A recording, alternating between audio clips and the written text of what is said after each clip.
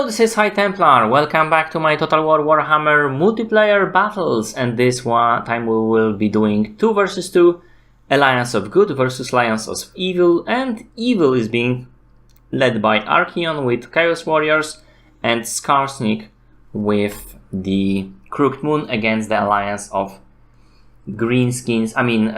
Dwarfs and Empire led by Ungrim and Karl Franz. So let's have a look at the builds.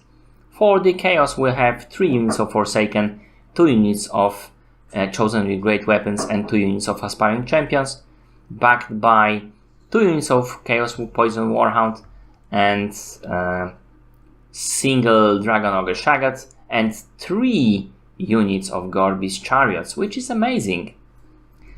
And also 2 units of Chaos Models Throwing Access.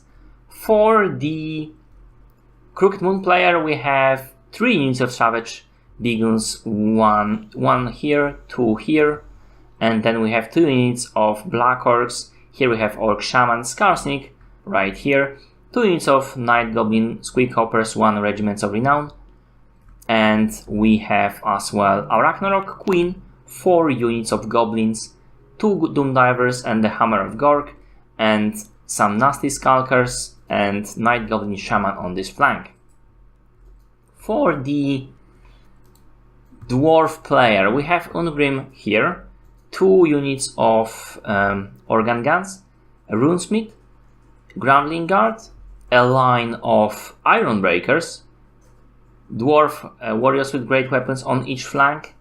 Then we have in the back Hammerers, including the Piggate Guard, Dragonback Slayers, obviously, very good choice. And then Iron Drakes, Trollhammer Torpedoes and Iron Drakes. Very weird build. I would take less elite units in this fight, but maybe the player has a plan. But it is a nice army. Just too many elite units. Elite units are weak to artillery, and there is some artillery brought here. For this player we have a Hellblaster Volengun and 2 tanks, Great Swords, 4 units of Spears, 2 units of Handgunners, Karl Franz flying. Very nice defensive positions. So let's have a go. All the Crooked Moon artillery has a range of 400, which makes them outrange every artillery piece that those guys have, with 290 on the Organ Guns, 380 here, and Hellblaster Volengun of 230. But this short artillery is doing a lot of DPS. I played recently on that map, so I was using the same tactics here when I hit my guys against the bridge. It would seem that Karl Franz is going on a reconnaissance. He stopped for a reason, I know. Maybe he noticed, maybe he didn't. We have tanks moving in on this flank to catch whatever is going this way. The Nasty Skulkers and the Night Goblin Shaman going this way to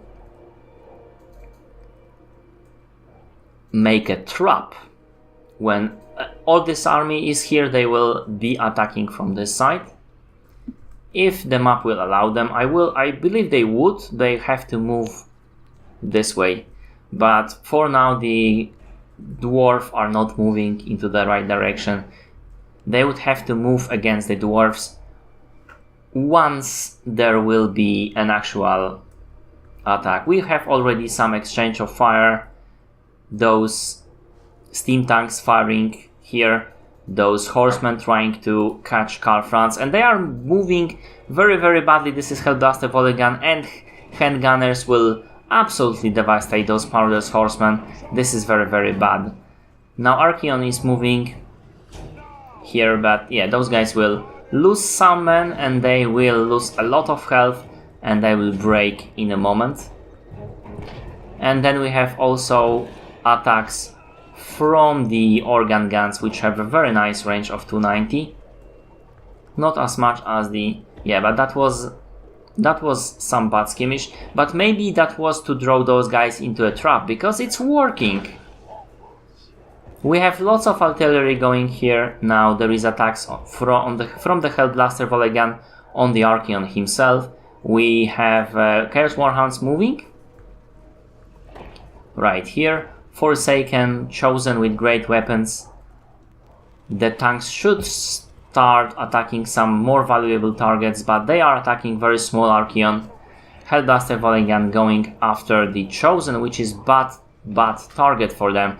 Now those handgunners will be dead very soon. Yeah, that is also a bad target, attacking the Chaos Warhounds when they have chosen with great weapons to attack. This is a mistake. This is a mistake, especially with Hellblaster volley gun doing armor piercing damage. Now those Warhounds will lose. I mean, they will be dead, they will not lose, but they will kill those handgunners, and I believe that was the idea, and they could be used later on. Now we have a charge. We have a great charge of all those Forsaken against those troops. It will be very effective. We have chosen great weapons who should be attacking right here. The Forsaken will have a very quick work, and there is also Framing Sword of Ruin and Cascading Cloak of Fire. We have a steam tank going after in the back of the chosen, which is bad. Here we have defeated handgunners, and Ragnarok Shaggot, even though 2 organ guns were here, he's still almost full health. Interesting things are going here. We have finally attack from the Crooked Moon player. We have Archaon going on against the steam tank, but however he do not have armor piercing damage. We have Warhounds getting back and attacking this Trollhammer torpedo. It seems that the other Warhounds is actually attacking this guy, Iron Drake. But those guys will be defeated because there is just too much armor on these units and too much health. We have Archaon going after the Hellblaster volley gun finally, and those troops are collapsing, even Shaggots attacking the steam tank, which is amazing. We have Great Swords fighting with Aspiring Champions and Chosen, which is very good choice indeed. Squeaks attacking in the back. This is the end of those guys. We have Dragonback Slayers running after Chaos Warhounds. This is not the best of ideas here. The Dwarf player is not engaging as he should.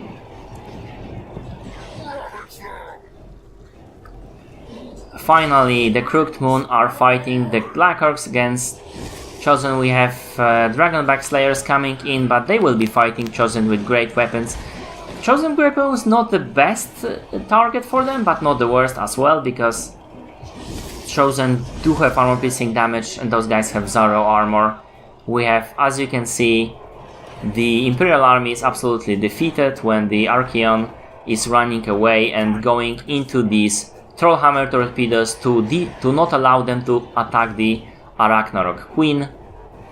We have those guys defeating handgunners and now taking damage where artillery is destroying the dwarves. Yeah, the Iron Drakes will not do much against the Arachnarok Queen. Arachnarok Queen pretty much destroyed Trollhammer torpedoes.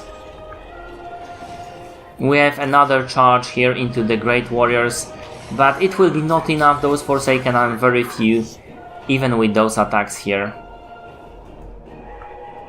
On this flank, it is the end. Those Great Swords are defeated. Dragonback Slayers obviously defeated as well.